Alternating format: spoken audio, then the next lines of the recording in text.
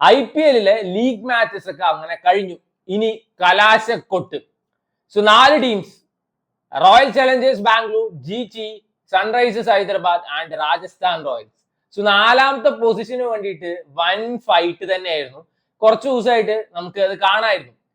കുറെ കളി തോറ്റ പഞ്ചാബ് അങ്ങനെ ഒരു കളി ജയിച്ച് 15 പോയിന്റിൽ ഏകദേശം ക്വാളിഫൈ ആയി പറഞ്ഞ് നിൽക്കുന്ന സമയത്ത് RR കൊടുത്തു അടി. പണി പറ്റിച്ചത് മുംബൈ ഇന്ത്യൻസ് ആണ്. ആരെ വേണമെങ്കിൽ മുംബൈയെ നമ്പക്കൂടാതെ. മുംബൈ നല്ല അലവലാതി കളി കളിച്ചിട്ട് അങ്ങോട്ട് തോറ്റു കൊടുത്തു. RR അങ്ങനെ കയറി. സോ അവിടെ വേറൊരു ടീം ഉണ്ടായിരുന്നു, എങ്ങനെയെങ്കിലും DC ഒക്കെ പൊട്ടിച്ച് നല്ലൊരു റൺ റേറ്റിൽ അങ്ങോട്ട് കയറാൻ പറഞ്ഞിട്ട് KKR ഇരിക്കുന്നുണ്ടായിരുന്നു. പറഞ്ഞിട്ട് കാര്യമില്ല. പക്ഷെ പേഴ്സണലി എനിക്ക് തോന്നിയത് ഏറ്റവും ഡിസേർവിംഗ് ആയിട്ട് 4ാമത്തെ position deserving team that was KKR. കാരണം ആ ടീമിന് 1 പോയിന്റ് ആയിരുന്നു IPL പകുതി ആവണ സമയത്ത്. അത് മഴ കാരണം പ്രകൃതി ദാനം ചെയ്ത 1 പോയിന്റ്. അവിടുന്ന് അവരിപ്പോ 13 പോയിന്റ്, 13 കളി 13 പോയിന്റ്, മറ്റേ ഈ കളി കഴിഞ്ഞിട്ടില്ല. അങ്ങനെ വന്ന് അവര് നിൽക്കേണ്ടി വെച്ചാ they definitely deserved a spot. Real comeback, pure comeback എന്നൊക്കെ പറയില്ലേ, ആ ഒരു ഫൈറ്റ് എനിക്ക് ഭയങ്കര ഇഷ്ടമായി. സോ ഡെഫിനറ്റ്ലി KKR കേറി ഉണ്ടായിരുന്നെങ്കിൽ ഞാൻ KKRനെ സപ്പോർട്ട് ചെയ്യായിരുന്നു. RCB 1ാമത്തെ position. So Chennai Super Kings fan ആയതുകൊണ്ട് RCB 1ാമതായതുകൊണ്ട് എനിക്കൊരു സങ്കടമൊന്നുമില്ല. ഞാൻ ആ കണ്ണൊന്ന് തുടക്കട്ടെ. So definitely RCB deserve this position. ഒന്നും പറയാനില്ല, അത്രയും ക്വാളിറ്റി സ്ക്വാഡാണ് അവർക്കുള്ളത്. അവര് വളരെ കിടുവായിട്ടാണ് കളിച്ചത്. സോ റീസെന്റ് ആയിട്ട് സൺറൈസേഴ്സ് ഹൈദരാബാദ് ആയിട്ടുള്ള ആ ഒരു കളി മാത്രം നോക്കിയാൽ മതി. ഞാൻ ഇങ്ങനെ നോക്കുന്ന സമയത്ത് ഏകദേശം 200, 200, 225, എത്ര 230 എത്ര വേണം ഇവർക്ക് ചേസ് ചെയ്യാൻ. ഞാൻ വിചാരിച്ചു ഇവന്മാര് തീ കളി കളിക്കും വേണ്ടി ഞാൻ നോക്കുമ്പോഴേക്കും 2 എണ്ണം പോയിരിക്കുന്നു ഓൾറെഡി. പിന്നെ ഞാൻ വിചാരിച്ചു ഇവര് അടിച്ച് തൂറിക്കും പറഞ്ഞപ്പോ അവര് 17 ഓവർ മറ്റേ 170, 180 ആ സ്കോർ എത്തിക്കാനാണ് നോക്കിയത്. കാരണം അപ്പൊ ടോപ്പ് 2ൽ അവരുണ്ടാവും, അവർക്ക് ക്വാളിഫയർ കളിക്കണം. അങ്ങനത്തെ ഭയങ്കര ഐഡിയ ഒക്കെ വെച്ച് കളിക്കുന്ന ടീമാണ്. സോ ഫസ്റ്റ് വന്നില്ലെങ്കിൽ അത്ഭുതമൊന്നുമില്ല. ഞെട്ടിച്ചത് GT. നമ്മൾ കളിയാക്കിയ ജാട്ടി എന്നൊക്കെ പറയും. ഞെട്ടിച്ചു, ശരിക്കും ഞെട്ടിച്ചു. സോ RCBയുടെ ഈ സ്ക്വാഡ് വെച്ചിട്ട് ഡെഫിനറ്റ്ലി RCB ടോപ്പ് 4ൽ ഉണ്ടാവുന്നത് കുറെയൊക്കെ നമുക്ക് പ്രെഡിക്റ്റബിൾ ആയിരുന്നു. എന്നാ ഗുജറാത്ത് ടൈറ്റൻസിന്റെ കാര്യം ജസ്റ്റ് എക്സാക്ട്ലി ഓപ്പോസിറ്റ് ആയിരുന്നു. ആദ്യത്തെ കുറെ കളി അവർ തോറ്റു. ഞാനൊക്കെ വിചാരിച്ചു ഈ ടീം അടിവാരം മാത്രമേ ഡിസേർവ് ചെയ്യുള്ളൂ എന്നാണ്. ഒരു പ്രോപ്പർ ആയിട്ടുള്ള സ്ക്വാഡ് അവർക്കില്ല. ബാക്കിയില്ല. ഇപ്പൊ ചെന്നൈ വരെ നമ്മൾ നോക്കി, ഇന്നവനുണ്ട്, മറ്റവനുണ്ട്, മറിച്ചവനുണ്ട്, നമുക്ക് അങ്ങനെ പറയാ. എന്നാൽ ഈ ടീമിൽ ആരുണ്ട്? ഒരു അത്ര കിടുവായിട്ടുള്ള കളിക്കാരൊന്നുമില്ല. ആദ്യത്തെ കുറെ കളി അവർ തോറ്റു. പിന്നെ ജേസൺ ഹോൾഡറിനെ അവർ ഇറക്കാൻ തുടങ്ങി. അപ്പൊ തൊട്ട് അവരുടെ ടീം കംപ്ലീറ്റ് സ്റ്റേബിൾ ആയി. എസ്പെഷ്യലി അവരുടെ ബോളിംഗ് യൂണിറ്റ് ഈ സീസണിന്റെ ഏറ്റവും ബെസ്റ്റ് ബോളിംഗ് യൂണിറ്റ് ആണ്. പവർ പ്ലേയില് റബാഡയുടെ തീയുണ്ട. റബാഡയ്ക്ക് വേണമെങ്കിൽ ഒരു ഓവർ കണ്ടിന്യൂസ് ആയിട്ട് 150+ എറിയാൻ പറ്റും. അറ്റ് ദ സെയിം ടൈം സിറാജിന് പവർ പ്ലേയിൽ വിക്കറ്റ് എടുക്കാൻ പറ്റും. പോരെ, ജേസൺ ഹോൾഡറിന് മിഡിൽ ഓവേഴ്സ് വൃത്തിക്ക് ചെയ്യാൻ പറ്റും. ഇനീഷ്യലി അടികൊണ്ട് തിരിഞ്ഞുണ്ടായിരുന്ന റാഷിദ് ഖാൻ ഇപ്പൊ പ്രൈം പോലെയാണ് പല കളിയിലും ബോൾ ചെയ്യണത്. അവരുടെ ബോളിംഗ് യൂണിറ്റ് ഭയങ്കര സ്ട്രോങ് ആണ്. അവർക്ക് ആകെ പ്രശ്നമുള്ളത് ബാറ്റിംഗ് യൂണിറ്റ് ആണ്. ശുഭ്മാൻ ഗില്ലും അതേപോലെ തന്നെ സായി സുദർശൻ, ഈ 2 എണ്ണമാണ് ബാറ്റിങ്ങിന്റെ നെടുന്തൂൺ. ആരെങ്കിലും ഒരാൾ പോയി കഴിഞ്ഞാൽ മറ്റേ ആൾ നിന്ന് കളിക്കും. എന്നാൽ ഈ 2 എണ്ണം പോയി കഴിഞ്ഞാൽ ടീം ചീട്ട് കൊട്ടാരം പോലെ വീഴും. നോക്കിക്കോ, ഈ 2 എണ്ണത്തിനെ ഏത് ടീമിനെ പവർ പ്ലേയിൽ ഔട്ടാക്കാൻ പറ്റണോ ആ ടീം കയറും. ആ ടീം സിമ്പിളായി പൊട്ടിക്കും ഇവരെ. എന്നാൽ ഇവര് നിന്നിട്ട് ഒരു മിനിമം ടോട്ടൽ, നമ്മുടെ മാക്സിമം ആയിട്ട് 200, 250 അല്ല, ഒരു 160, 170 പോലത്തെ മിനിമം ടോട്ടൽ എത്തിച്ചു കഴിഞ്ഞാൽ ഇവരുടെ ബോളിംഗ് യൂണിറ്റ് അത് ഡിഫെൻഡ് ചെയ്തിരിക്കും. അതാണ് അവരുടെ ബോളിംഗ് യൂണിറ്റിന്റെ ക്വാളിറ്റി. ബട്ട്ലറിനെ ഒന്നും നമ്പാനൊന്നും പറ്റില്ല. എന്നാൽ ഈ 2 എണ്ണം ശുഭ്മാൻ ഗിൽ, സായി സുദർശൻ, അവര് പോയിട്ടില്ലെങ്കിൽ ഒന്നും നടക്കാൻ പോണില്ല. So definitely Shubman Gill deserves appreciation. ഈ ഒരു team, this is a very ordinary team അല്ലെങ്കിൽ സ്ക്വാഡ്, അത് വെച്ചിട്ട് 2nd പൊസിഷൻ അവർ എത്തിയിട്ടുണ്ടെങ്കിൽ this guy definitely deserves appreciation. So ഞാൻ ഏറ്റവും കൂടുതൽ ഇത്തവണത്തെ ലീഗ് അടിക്കുന്നു വിചാരിക്കുന്നത് ഗുജറാത്ത് ടൈറ്റൻസ് ആണ്. എനിക്ക് ഹൈ ഹോപ്സ് ആണ് അവരിലുള്ളത്. പിന്നെ ഉള്ളത് സൺറൈസേഴ്സ് ഹൈദരാബാദ്. ഗുജറാത്തിനെ പോലെ തന്നെ ഓപ്പണേഴ്സ് ആണ് ഈ ടീമിന്റെയും ബാറ്റിങ്ങിന്റെ നെടുന്തൂന്ന്. എന്നാ അവര് പോയി കഴിഞ്ഞാൽ കളിക്കാൻ ആൾക്കാരുണ്ട്, because the middle order is strong, too strong. Klaasen ഹെഡും അഭിഷേക് ശർമ്മയും ക്ലിക്ക് ആയില്ലെങ്കിൽ ക്ലാസന് അടിക്കും, ഇഷാൻ കിഷൻ അടിക്കും. അവരുടെ മിഡിൽ ഓർഡർ സ്ട്രോങ് ആ. പവർ പ്ലേയിൽ വിക്കറ്റ് പോയി കഴിഞ്ഞാൽ ഇവൻ വേണമെങ്കിൽ നിതീഷ് കുമാർ റെഡ്ഡിനെ നമുക്ക് കേട്ടി ടോപ്പ് ഓർഡറിൽ കളിപ്പിക്കാം. He can bat really well. So അവരുടെ ബാറ്റിംഗ് യൂണിറ്റിനെ അഴിക്കുക എന്നുള്ളത് not at all an easy task.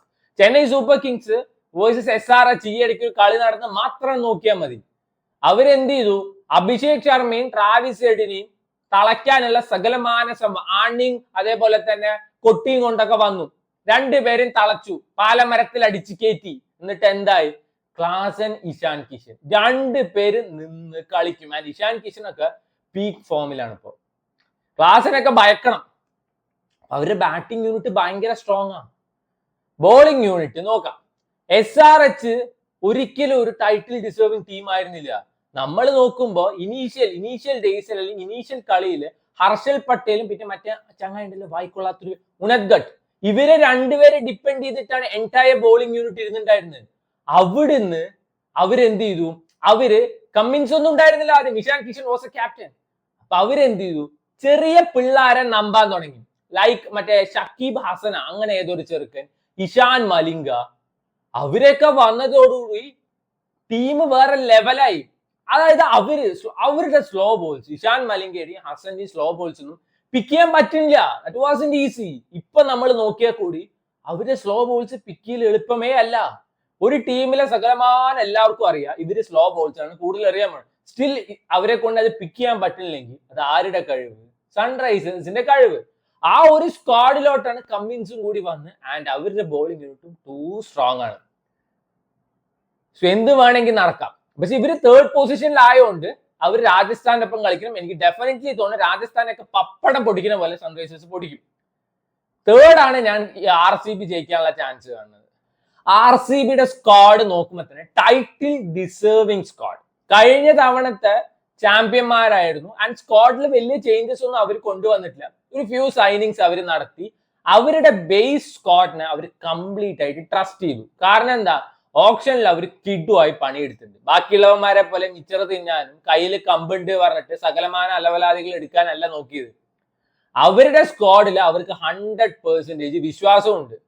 Opening Virat Kohli and ഇപ്പോ ഫിൽ സോൾട്ടിന് പരിക്കായോണ്ട് തന്നെ ജേക്കബ് ബെത്തലിനെ കൊണ്ടുവന്നു. ക്ലിക്ക് ആയില്ല. അവരെന്ത് ചെയ്തു? വെങ്കിടേഷ് അയ്യറിനെ ട്രസ്റ്റ് ചെയ്യാൻ തുടങ്ങി. അണ്ണൻ ഫോം കണ്ടെത്തി. ഓപ്പണിംഗ് അണ്ണൻ കിഡു അയച്ചു ചെയ്യുന്നുണ്ട്. ഇവര് രണ്ടുപേരും ഔട്ടായ ദേവ്ദത്ത് പടിക്കൽ വരും. And Devdutt Padikkal from the very first ball 6 അടിക്കാനാണ് നോക്കുക. ബാക്കി ഏത് പ്ലെയർ നോക്കുക, ടക്ക് നോക്ക്, അണ്ണൻ ഫസ്റ്റ് ബോളിൽ 6 അടിക്കും. രജത് പട്ടീദാർ അതും ക്ലിക്ക് ആയില്ലെങ്കിൽ they have Tim David, Romario Shepherd, Jitesh Sharma, Krunal Pandya, Bhuvneshwar Kumar, even Hazlewood can bat.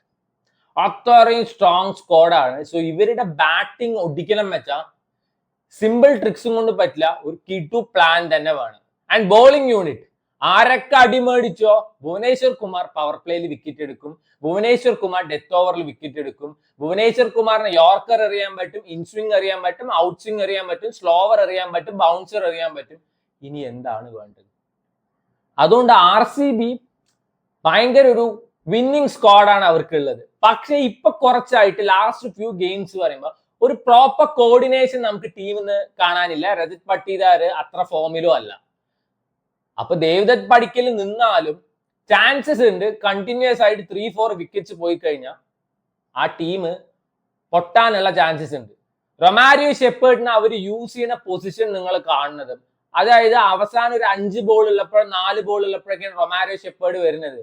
എന്നാൽ എനിക്ക് തോന്നുന്നത് കൃണാൽ പാണ്ഡ്യയുടെ മുന്നേ തന്നെ റൊമാരിയോ ഷെപ്പേർഡിന് ചാൻസ് കൊടുത്താൽ ഒരു 20-25 ബോൾ ഹീ ക്യാൻ ഫേസ്. ആളെ എനിക്ക് തോന്നുന്നു ഏതോ ഒരു കളിയിൽ മാത്രമാണ് 11 ബോളിൽ 4 എടുത്തത്. അത് കണ്ടിട്ട് നമ്മൾ അണ്ണനെ തെറ്റിദ്ധരിക്കാൻ പാടില്ല, അല്ലെങ്കിൽ ജഡ്ജ് ചെയ്യാൻ പാടില്ല. അണ്ണൻ ഒരു 10-15 ബോൾ നിന്ന് കഴിഞ്ഞാൽ തന്നെ ഔട്ട് ആയില്ലെങ്കിൽ സ്കോർ കയറേണ്ട പോലെ കയറും. ആ ഒരു റൊമാരിയോ ഷെപ്പേർഡിന്റെ ഹിറ്റിംഗ് എബിലിറ്റിനെ ഇവർ യൂട്ടിലൈസ് ചെയ്തിട്ടില്ല. അത് ട്രൂ ഫാക്ട് ആണ്. പിന്നെ ലാസ്റ്റ് 4ാമത്തെ team Rajasthan Royals. Rajasthan Royals play ഓഫിൽ കയറുന്നത് ഞാൻ സ്വപ്നത്തിൽ പോലും വിചാരിച്ചിട്ടില്ല. ഇപ്പൊ ആയിട്ട് രാജസ്ഥാൻ ഒരു കോർഡിനേഷൻ വരുന്നുണ്ട്. ഇന്നത്തെ മുംബൈ ഇന്ത്യൻസിന്റെ കളി മാത്രം നോക്കിയാൽ മതി. ഞാൻ നോക്കുമ്പോ 139 for 5 or 6 എന്തോ പോയപ്പോ ഞാൻ ഓഫ് ചെയ്തിട്ട് പോയി കടന്നു. പിന്നെ നോക്കണു ടീം 200 എത്തി. അവസാനം ജോഫ്ര ആർച്ചറിന്റെ ഒരു സൂപ്പർ ക്യാമിയോ. സോ അതുകൊണ്ട് തന്നെ ആ ടീമിൽ ഒരു പ്രോപ്പർ കോർഡിനേഷൻ ഉണ്ട്. ഈ സൂര്യവംശി മിക്കവാറും കളിയിൽ ക്ലിക്കാവും. ക്ലിക്ക് ആയില്ലെങ്കിൽ യശസ്വി ജയ്സ്വാളിന് ക്ലിക്ക് ആവാം. ഇവര് രണ്ടുപേരും ക്ലിക്ക് ആയില്ലെങ്കിൽ ധ്രുവ് ജുറേലിന് ക്ലിക്ക് ആവാം. എന്നാൽ ഈ 3 പോയി കഴിഞ്ഞാൽ പിന്നെ നോക്കേണ്ട ആവശ്യമില്ല. പിന്നെ നോക്കുക വേണ്ട, ആരും ക്ലിക്ക് ആവാൻ വേണ്ടി പോണില്ല. പക്ഷെ സൂര്യവംശി ഈസ് ലൈക്ക് എ മറ്റേ ബോംബ്, ആട്ടം ബോംബാണ്. അത് എപ്പോ വേണമെങ്കിൽ പൊട്ടിക്കഴിഞ്ഞാൽ out and out destruction. And ഇവരുടെ ബോളിംഗ് യൂണിറ്റ് അത്ര മോശമല്ല. ജോഫ്ര ആർച്ചർ ഇന്നത്തെ കളി കിടുവായിരുന്നു. മൂന്ന് വിക്കറ്റ് എന്തോ എടുത്തിട്ടുണ്ട്. അടിപൊളി ബോളിംഗ് ആയിരുന്നു. Through out the tournament Jofra archer അടിപൊളിയാണ്. ആർച്ചർ കഴിഞ്ഞ് മറ്റേ ബ്രിജേഷ് ശർമ്മ എന്തോ പറഞ്ഞിട്ടൊരു പയ്യനുണ്ട്. നന്നായിട്ട് ആള് സ്ലോ ഡെലിവറീസ് എടുക്കും, പേസ് ഓഫ് ഡെലിവറീസ് അറിയും. അടിപൊളിയാണ്. ജഡേജ ഒന്നും ഇപ്പോ ഇമ്പാക്ട് പ്ലെയർ ആയിട്ടൊക്കെയാണ് കൊണ്ടുവരുന്നത്. കളിച്ച് ടീമിൽ ഉണ്ടോ തന്നെ ജഡേജ പല കളിയും സംശയമാണ്. പിന്നെ മറ്റേ ബർഗറാ അങ്ങനെ പിസ്സ അങ്ങനെ ഏതോ എടുത്തിട്ടുണ്ട്. കിഡുവായിട്ടാണ് ഇന്ന് ബോൾ ചെയ്തിട്ടുണ്ടായിരുന്നത്. ഹാർദിക് പാണ്ഡ്യയുടെ വിക്കറ്റ് ഒക്കെ എടുത്തതാണ്, അടിപൊളിയായിരുന്നു. അല്ല, ഹാർദിക് പാണ്ഡ്യയുടെ വിക്കറ്റ് ജോഫ്ര ആർച്ചർ എടുത്ത്. ദീപക് ചഹാറിനും ശ്രദ്ദുൽ താക്കൂറിനും കാണാൻ ബോൾ ചെയ്തിട്ടുണ്ടായിരുന്നു. സൂര്യകുമാർ യാദവിന്റെ വിക്കറ്റ് എടുത്ത് അടിപൊളിയായിട്ട് ബോൾ ചെയ്യും. ആൻഡ് ഇപ്പൊ മറ്റേ യശ് രാജ് അങ്ങനെ ഏതൊരു സ്പിന്നറിനെ അവർ കൊണ്ടുവന്നിട്ടുണ്ട്. സോ ഇവർക്ക് വലിയ ടോട്ടൽസ് ചേസ് ചെയ്യാനുള്ള കഴിവുണ്ട് എന്നൊന്നും പറയില്ല. സ്റ്റിൽ മറ്റേ ആട്ടം ബോംബ് അവരിലുണ്ട്. ആ ആട്ടം ബോംബ് ക്ലിക്ക് ആയി കഴിഞ്ഞാൽ they can chase any total. ഓറൽസ് ഒരു ടീമിനെ ഒരു 160 170 ഒക്കെ വെച്ചിട്ട് അവർക്ക് നിർത്താൻ പറ്റിക്കഴിഞ്ഞു വെച്ചാൽ അവർ തിരിച്ചടിക്കും. സോ എന്ത് വേണമെങ്കിൽ സംഭവിക്കാം. ടു മീ പേഴ്സണലി എന്റെ പ്രഡിക്ഷൻ പറയണ വെച്ചാൽ SRH വേഴ്സസ് RR എലിമിനേറ്ററിൽ RRനെ എലിമിനേറ്റ് ചെയ്യും SRH. ആൻഡ് ക്വാളിഫയർ 1 നമ്മുടെ RCB വേഴ്സസ് GT. എനിക്ക് തോന്നുന്നു GT ജയിക്കുന്നതാണ്. GT ഡയറക്ട് ഫൈനലിൽ പോകും. എന്നിട്ട് പിന്നെ RCB വേഴ്സസ് SRH കളി വരുമ്പോൾ അതിൽ SRH ജയിച്ചിട്ട് SRH ഫൈനലിൽ പോകും. At the end of the day GT കപ്പടിക്കുന്നതാണ് നോമിന് പേഴ്സണൽ ആയതുകൊണ്ട്. നിങ്ങൾക്ക് ആര് കപ്പടിക്കുന്നു തോന്നിയെന്ന് വെച്ചാൽ പ്ലീസ് ടു കമന്റ്. അപ്പോ ഇനിയുള്ള കളികളിൽ വരാം.